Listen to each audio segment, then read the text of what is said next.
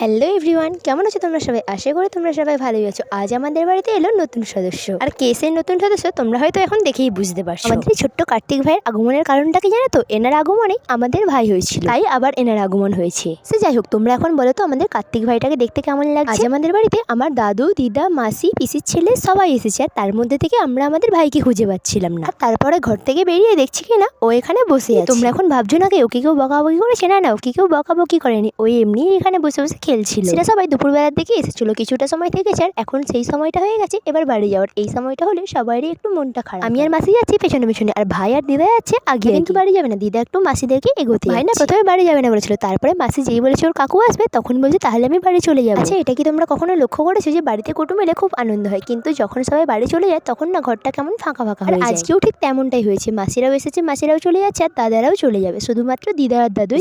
এই পর্যন্তই, দেখা হচ্ছে না কোনো ভিডিওর সাথে। বাই।